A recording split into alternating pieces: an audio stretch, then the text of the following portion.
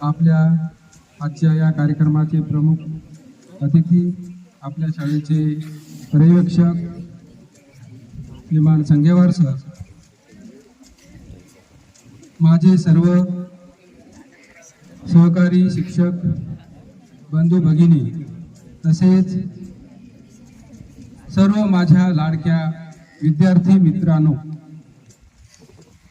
आणि मैत्रिणी, आज या ठिकाणी वर्ग 9 अ आणि वर्ग 9 ब या दोन्ही वर्गातर्फे त्यांचे वर्ग शिक्षक श्रीमान वाळके सर आणि दुसरे वर्ग शिक्षक श्रीमान तुपेकर सर आणि या दोन्ही वर्गाचे विद्यार्थी यांनी आपले मोठे वर्गबंधू वर्ग 10वीचे या वर्गबंधूंना आज निरोप देत आहे आणि वर्ग 11वीचे सर्व विद्यार्थी, त्यांच्या वर्ग शिक्षिका प्राध्यापक रघुवंशी मॅडम, हे आपले ज्येष्ठ बंधू वर्ग 12वीच्या सर्व मुलांना आणि मुलींना आज या ठिकाणी निरोप देत आहेत. आता या ठिकाणी आज हा निरोप समारंभाचा कार्यक्रम म्हटल्यानंतर आपल्या या शाळेतील आपला औपचारिकपणे हा आजचा शेवटचा दिवस वर्ग 10वीच्या मुलांचा आणि वर्ग 12वीच्या विद्यार्थ्यांचा. विद्यार्थ्यांनो, तुम्ही जेव्हा या शाळेच्या परिसरामध्ये प्रवेश केला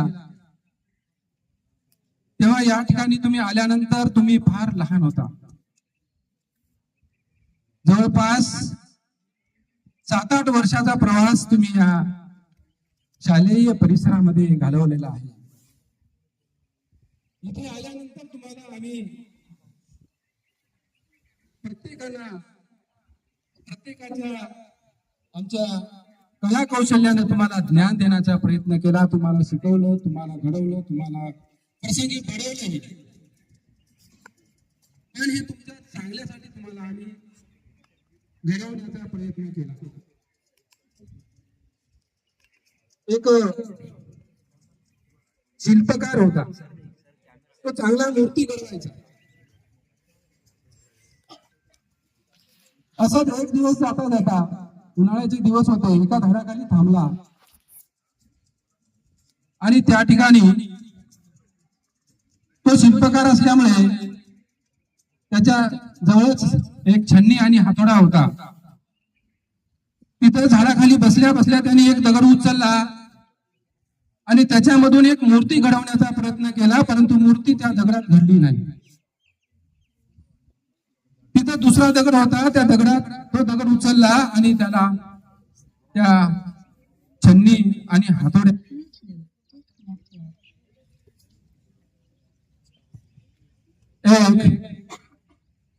त्या दुसऱ्या दगडामधून अतिशय छान अशी सुंदर मूर्ती घडवली.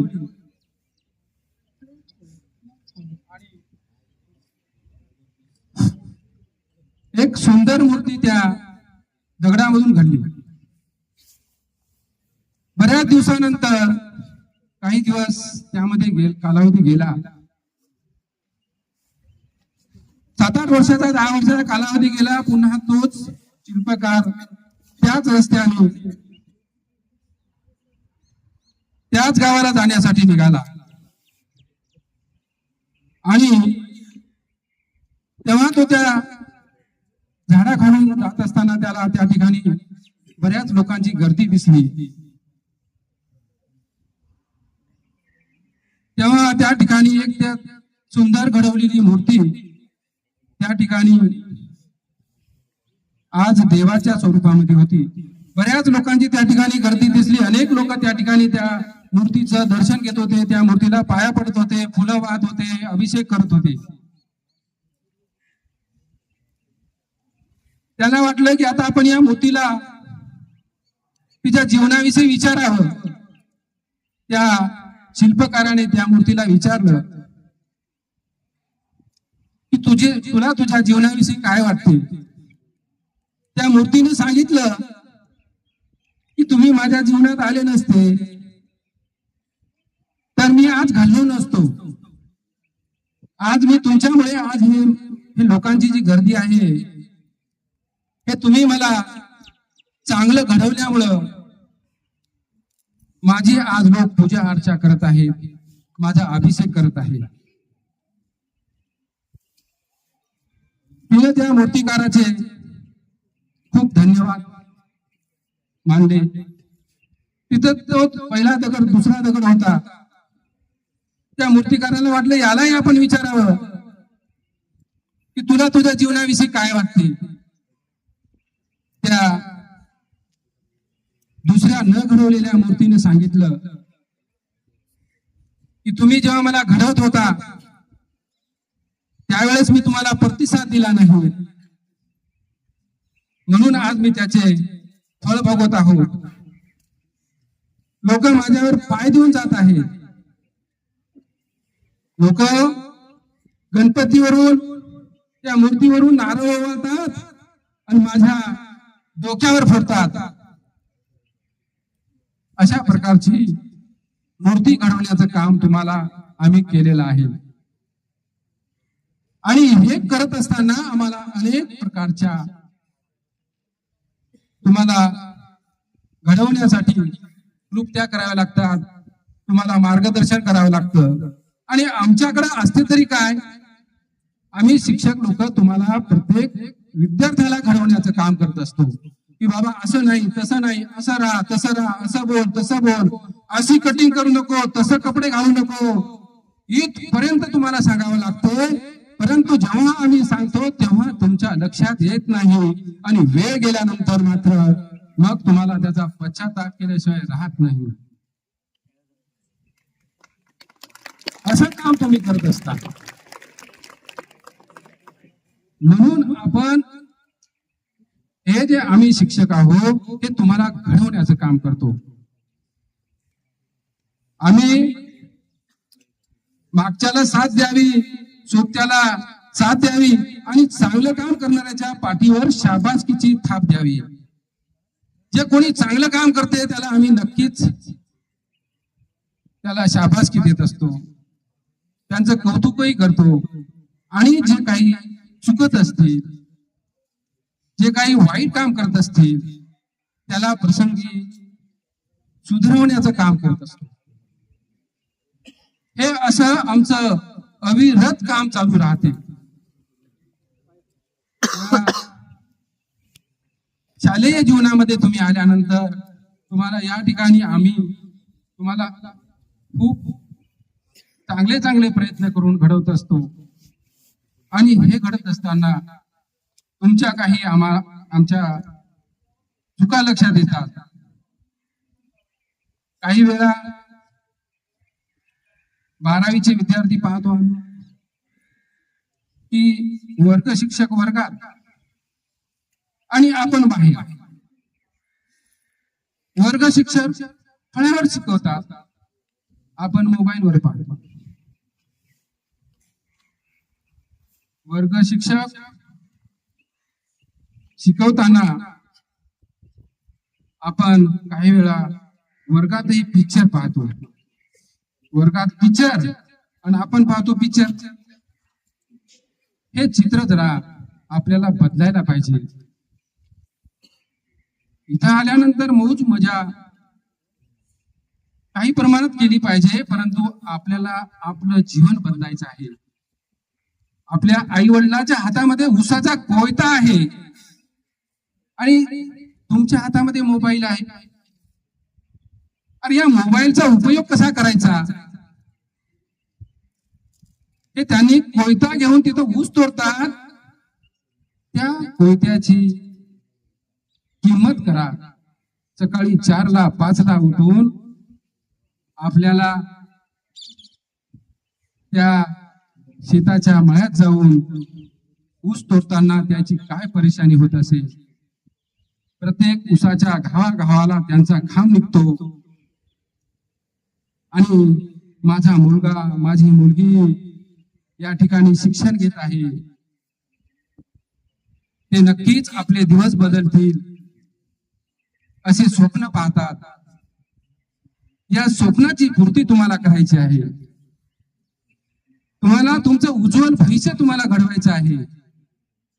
आणि हे घडवण्यासाठी तुम्हाला प्रयत्नांची पराकाष्ठा करायची आहे. तुम्हाला तुमच्या जीवन यशस्वी करायचं आहे. तुम्हाला तुमच्या जीवनात बदल घडवायचा आहे. तुम्हाला तुमच्या कुटुंबाचा उद्धार करायचा आहे.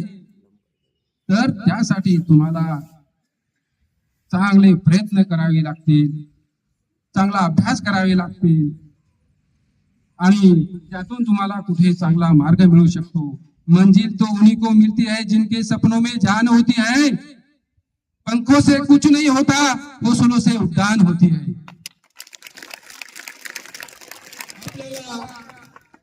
अतिशय मेहनत घ्यावी लागणार आहे. आपल्या कुटुंबाकडे, आपल्या आईवडिलांकडे आपल्याला पाहून आपल्याला आपल्या शैक्षणिक क्षेत्रामध्ये क्रांती करायची आहे. आपल्याला बदल घडवायचा आहे. आपल्याला मित्र मिळतात, मैत्रिणी मिळतात, परंतु यामधून आपण काय चांगलं निवडायचं. आपले कोणते मित्र चांगले आहेत, आपली कोणती मैत्रीण चांगली आहे, आपल्याला कोण चांगलं मार्गदर्शन करू शकते. चांगले मित्र निवडा, चांगले पुस्तकं निवडा, चांगले मार्गदर्शक निवडा, चांगले शिक्षक निवडा आणि यामुळे आपल्या जीवनात नक्कीच बदल झाल्याशिवाय राहणार नाही. हे दिवस जे असतात